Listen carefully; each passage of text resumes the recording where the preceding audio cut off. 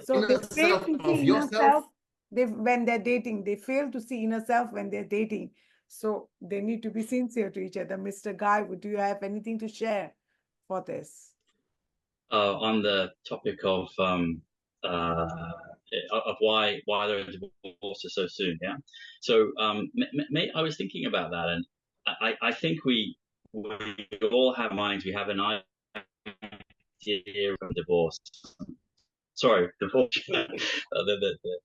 We basically have a vision in our minds of what marriage is going to be, right? And what it is for us. And I think perhaps if what I was wrong is I I I didn't have enough strong, deep communication with my ex. I didn't repeatedly articulate that, and I didn't ensure that I was confident that aligned with that. So I trusted more in my interpretation of the idea of marriage was that marriage is a commitment, going to be in a family, and you're going to be there for one another. I trust. To me, I just trusted, what it says, in the vows. But and I think though that it's a communication, and I think sometimes we're probably fearful of going to those deep levels of honest communication, in terms of, because they're going to be difficult, it's going to be hard, and we might not like what we're going to hear, right? And and I think maybe when we're younger, that would perhaps help. Thank you, Guy. Pamela, do you have anything to share? I think we must be getting married. If we are going to get married, or even look for a future life partner, why? Is it because of society's pressure? Is it family pressure? Is it because everybody's getting married, so I must get married? It doesn't. I think that's going to be wrong. If your parents want you to get married, you must be ready to marry. If they show you someone and you're ready to marry, I think that changed. I think it has changed. Because now if someone's not ready, they're flat out. When your voice is not clear. Can you your voice? Okay. Can you hear me now? A louder bit. Can you hear me now? Yeah. Okay. We need to know that we are really ready for marriage, because the thing is, once you go in, it's supposed to be an entire lifetime. It's not supposed to be I bail out halfway, I run out halfway. Like you see, what Guy had said, the cost of his marriage would have been a fraction of the divorce. It's a lot of waste of money, and going through the heartache. So, are we really ready to marry? We must identify the red flags in a relationship, not marry for the sake of getting married. Or saying like, I've been with this person for this number of years, let's just get married. Or, if you really feel that now I really don't want to go on with it, you just need to communicate it early, as soon as possible. Don't hide the red flags. Also, if you feel that you need to let go of the person early, let the person go early in a relationship. Yeah, but I think a lot of us, in our Asian community especially, we get married for the sake of getting married. And sometimes we're not old enough to make the mature decisions. I, for one, was not mature enough. I agree with Pamela, because we are not talking about only Asian. Let's talk about Asian culture and the other culture as well, West culture. Not much idea. I think Mr. Guy will share with us about Western culture, how it is in Asian culture. Yes, we have a pressure from the society, but now it's like it's a modern world. Not many of them are forcing you into the marriage. You see, some time have changed. But I picked up this topic because that was my concern. The people who are going to the live-in relationship because of they're believing the same things. Once they are dating and the things are going good, but once they get married, and that's where the destructions happens, divorces happens, things happens, challenges, a lot of things, So they have made a solution of getting into a live-in relationship instead of that.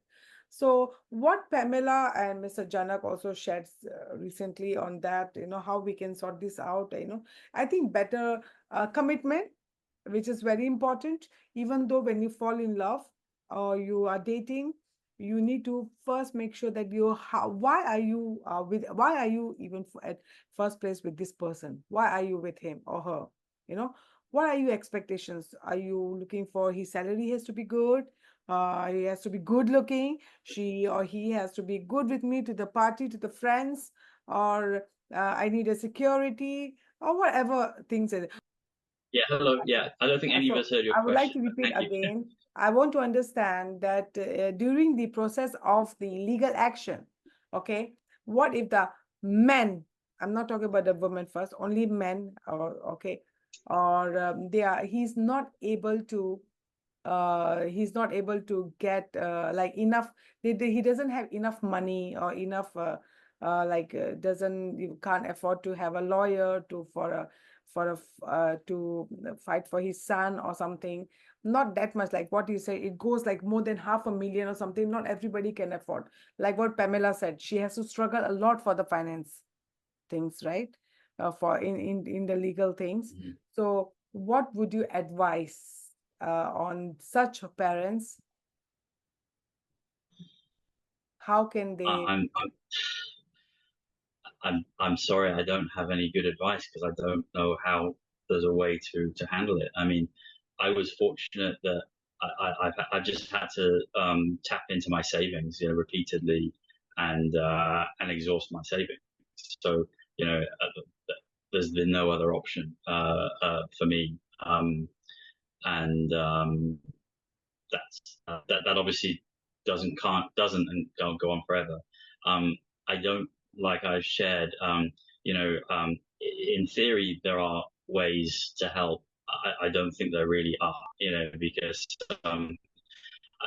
some of the costs can get very high very quickly, and they don't. It's not a gradual thing. You just get large bills, and then maybe it's large expense in the case Is very there any unreliable, out of the court and settlement? uh, Out of court settlement? it, I mean, theoretically that can happen, but clearly that requires the agreements of both parties. However, in practice, obviously, if one party feels like they have an upper hand and feels like that financially exhausting the other party is in their interests, then actually, what I found in my experience, what I think happens is the focus on using mediation, for instance, is actually just another way to deplete your resources. I mean, I had a mediation thing recently. I think it cost me 10,000. I didn't even have a lawyer. I couldn't afford a lawyer, but I still had to pay. I think it was around 10,000. It was something between just to pay for the facilitation of the debt, and then I was. So I got some advice from a lawyer in terms of whether to do it or not, sort of related. And they basically said, if you don't go, then the courts are going to go, well, you're obviously not interested. You know what I mean? And it's going to count against you. So you're often forced to absorb expenses which you don't think are going to go anywhere, and you know what they're really designed to do.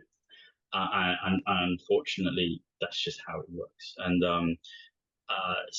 yeah, it's obviously in theory there's always out of court, but if you're in a sort of fairly bitter battle with the other one, where potentially the other party is trying to deplete your resources, that's not going to happen. I mean, obviously, not everybody's like that, but it's also the case that not everybody I isn't like know, that. Mr. Guy, I know a father, I know a father who went through the similar case, and when he got divorced, what he did, he put his entire property under his mom's name.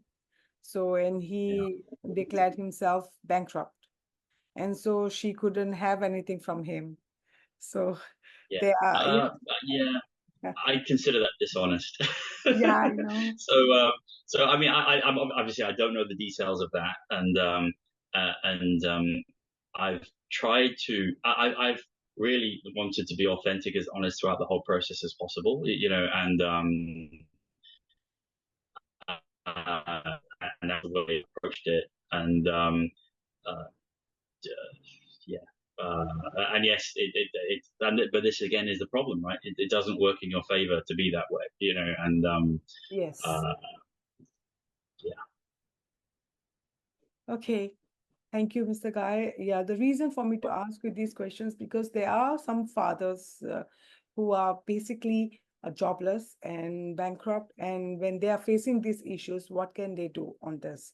So, since you already went through, I went through with like on talk show that we had, I went through some interviews, I went through some research, and I came across some of the dads who are really going into a very big hassle. Yeah.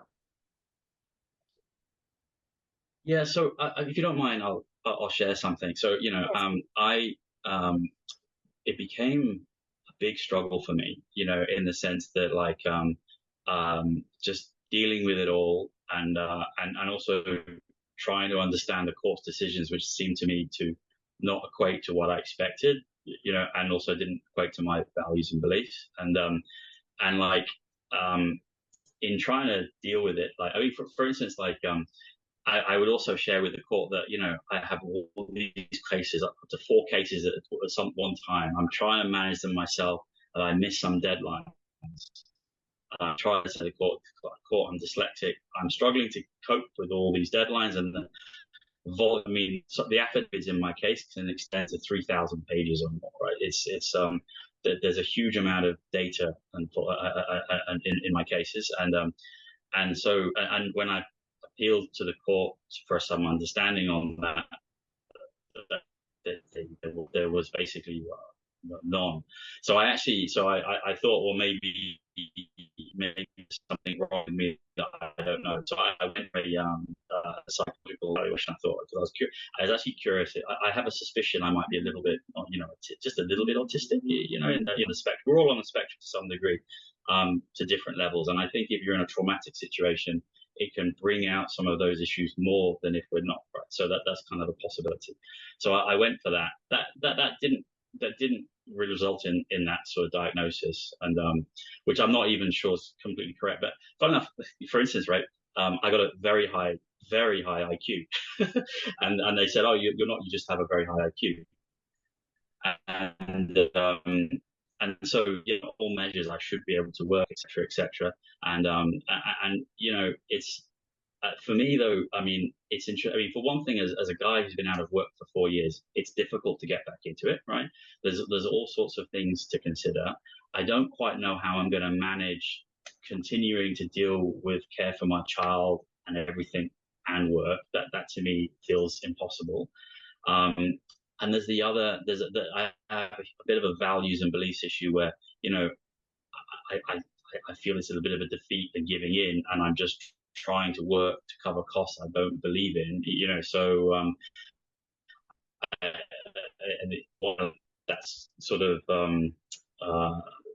it's quite difficult as well to do, you know. So there's lots of reasons why that's kind of hard, and which is why, I mentioned, you asked to start in terms of moving away. You know, I mean, fortunately, I have the option to live in a country, you know, because I'm not. So you know, at some point that might be my only option, potentially, and I don't know what implications that will have.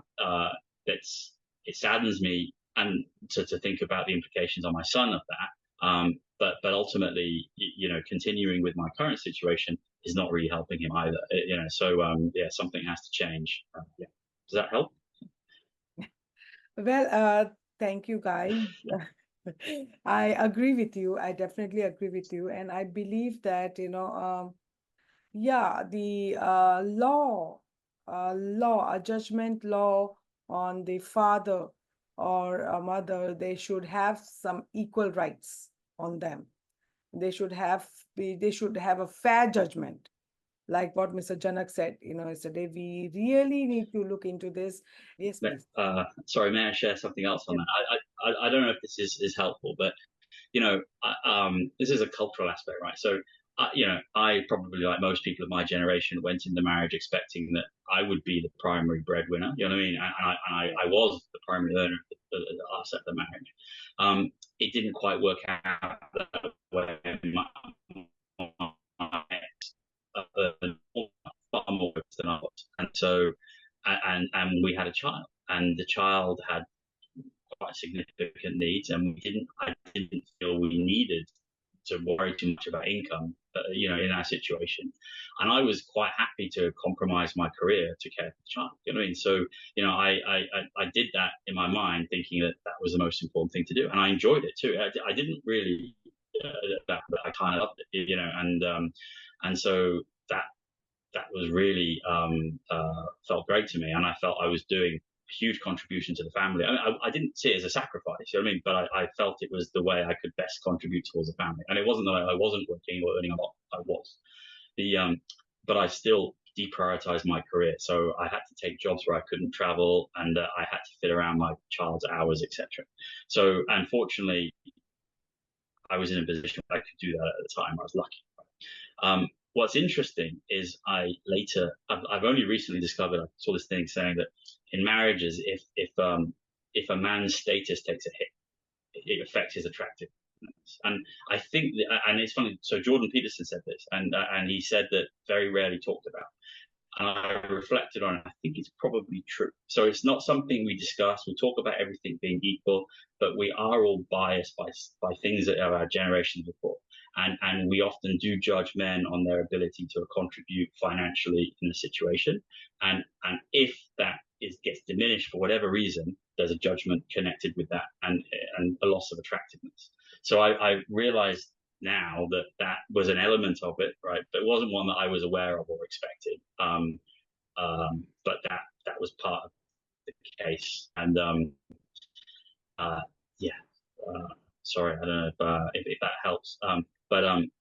So in terms of things being equal, it's not. It's a bit more complicated.